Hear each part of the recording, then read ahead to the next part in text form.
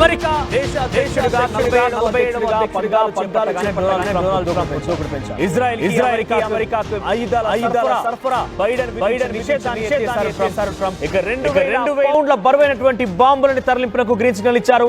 మరోసారి ఇజ్రాయెల్కి మద్దతుగా నిలుస్తున్నారు. ట్రంప్ రాగానే ఆ ఆయుధాల సరఫరా నిషేధాన్ని ఎత్తివేసిన సంఘటన మనం చూస్తున్నాం.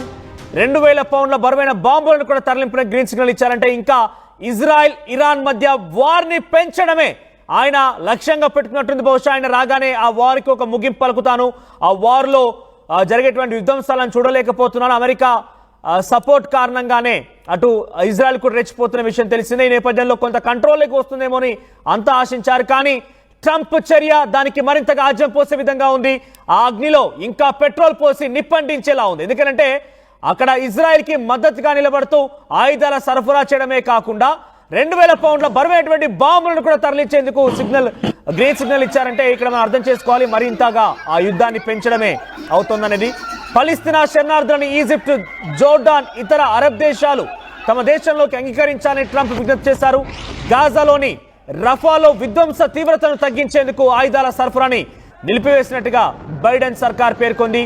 అయితే ఆ తర్వాత దాన్ని కొంత మరింత ఆజ్యం పోసే విధంగానే ట్రంప్ చర్యలున్నాయి. మరి ట్రంప్ నిర్ణయం పైన అటు దేశ విదేశాల నుంచి ఉన్నటువంటి అధ్యక్షులు ఎట్లా రెస్పాండ్ అవుతారో చూడాలి.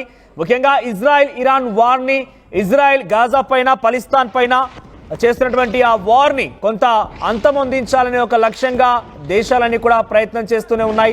కొంత కంట్రోల్లోకి వస్తే బాగుండనే ఒక ఆలోచనలో కూడా ఉన్నాయి.